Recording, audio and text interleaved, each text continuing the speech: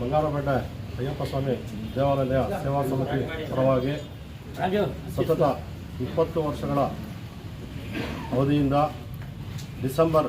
ಪ್ರತಿ ವರ್ಷ ಡಿಸೆಂಬರ್ 5ರಿಂದ ನಮ್ಮ ಅಯ್ಯಪ್ಪ ಸ್ವಾಮಿ ಸನ್ನಿಧಿಯಲ್ಲಿ ಅಯ್ಯಪ್ಪ ಸ್ವಾಮಿ ಸೇವಾಕರ್ತರ ಟ್ರಸ್ಟ್ ವತಿಯಿಂದ ಪ್ರತಿಯೊಬ್ಬ ನಮ್ಮ ಟ್ರಸ್ಟ್ನ ಸೇವಾಕರ್ತರು ಹಾಗೂ ಎಲ್ಲ ನಾಗರಿಕ ಬಂಧುಗಳು ಎಲ್ಲರೂ ನಮಗೆ ಸಹಕರಿಸ್ತಾರೆ. ಇಲ್ಲಿ ಮಧ್ಯಾಹ್ನ ಹಾಗೂ ರಾತ್ರಿ 2 ಹೊತ್ತು ಪ್ರಸಾದ ಅನ್ನದಾನ ನಡೆಯುತ್ತೆ, ಭಜನೆ ನಡೆಯುತ್ತೆ.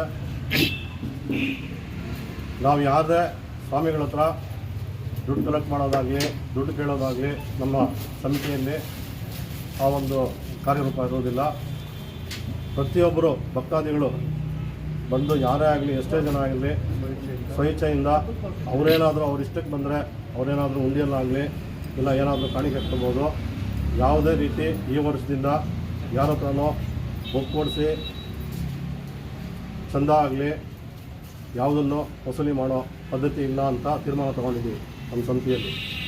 ಪ್ರತಿಯೊಬ್ಬ ಅಯ್ಯಪ್ಪ ಸ್ವಾಮಿ ಭಕ್ತಾದಿಗಳು ದಯವಿಟ್ಟು ಎಲ್ಲರೂ ಇಲ್ಲಿ ಬಂದು ನಮ್ಮ ಸನ್ನಿಧಿಯಲ್ಲಿ ಬಂದು ಊಟ ಮಾಡಿ ಇದನ್ನು ಯಶಸ್ವಿಗೊಳಿಸಬೇಕು ಅಂತ ಎಲ್ಲ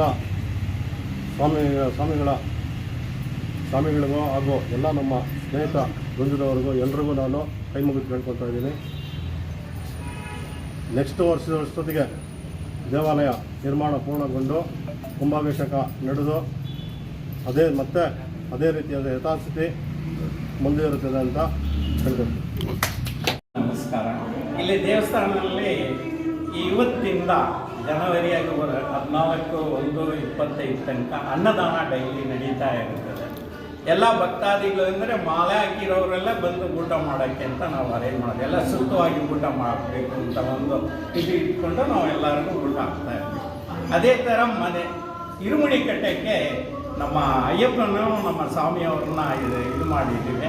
ಅವ್ರು ಆಯ್ಕೆ ಆಗಿರೋದ್ರಿಂದ ಅವರೇ ಇರುಮುಡಿ ಕಟ್ತಾರೆ. ನಮ್ಮ ನಾರಾಯಣ ಸ್ವಾಮಿ ಅವ್ರಿಗೂ ಗುರುಸ್ವಾಮಿ ಆಗಿ ಮಾಡಿದ್ದೀವಿ. ನಾವೆಲ್ಲ ಸೇರಿ ಎಲ್ಲರೂ ಒಂದಾಗಿ ಸೇರಿದ್ರೇ ನಮ್ಮ ಈ ದೇವಸ್ಥಾನ ಕೆಲಸಗಳೆಲ್ಲ ಆಗೋದು. ಅದೇ ಥರ ಸಾಯಂಕಾಲ ಹೊತ್ತು ಭಜನೆ ಇರುತ್ತದೆ, ಬಲಹಾರ ಇರುತ್ತದೆ. ಅವರು ಯಾರನ್ನ ಇದು ಮಾಡಬೇಕು ಅನ್ನಿ ಪೂಜೆ ಮಾಡಬೇಕು ಅಂದರೆ ಇಲ್ಲಿ ಇರೋದು ಏನಿದೆ ದುಡ್ಡು ಅದು ಕೊಟ್ಟು ಅವ್ರು ಪೂಜೆ ಮಾಡ್ಬೋದು. ಬೇರೆ ಸ್ವಾಮಿಯೇ ಶರಣಮಯ್ಯಪ್ಪ. ಸ್ವಾಮಿ, ನಮ್ಮ ಬಂಗಾರಪೇಟೆ ಅಯ್ಯಪ್ಪ ಸ್ವಾಮಿ ದೇವಾಲಯದಲ್ಲಿ ಸುಮಾರು 45 ವರ್ಷಗಳಿಂದ ಅನ್ನದಾನ ನಡ್ಕೊಂಡು ಬರ್ತಾ ಇದೆ. ನಮ್ಮ ದೇವಾಲಯದಲ್ಲಿ ಅಯ್ಯಪ್ಪ ಸ್ವಾಮಿ ಒಂದು ಸೀಸನ್ ಬಂದಾಗ ಮಾಲೆ ಹಾಕೋದು, ಇರುಮುಡಿಗಳು ಕಟ್ಟೋದು, ಮತ್ತು ಉಚಿತವಾಗಿ ಸ್ವಾಮಿಗಳಿಗೆ ಮಧ್ಯಾಹ್ನ ಪ್ರಸಾದ ಇರುತ್ತೆ, ರಾತ್ರಿ ಪ್ರಸಾದ ಇರುತ್ತೆ. ಇಲ್ಲಿ ಸ್ವಾಮಿಗಳಿಗೆ ಮತ್ತು ಭಕ್ತಾದಿಗಳು ಎಲ್ಲರಿಗೂ ಇರುತ್ತೆ. ಎಲ್ಲರೂ ಈ ದೇವರ ಪ್ರಸಾದವನ್ನು ಸ್ವೀಕಾರ ಮಾಡ್ಕೊಂಡು ಹೋಗ್ಬೇಕು ಅಂತೇಳಿ ನಮ್ಮಲ್ಲಿ ಕೇಳ್ಕೊಳ್ತಾ ಇದ್ದೀವಿ.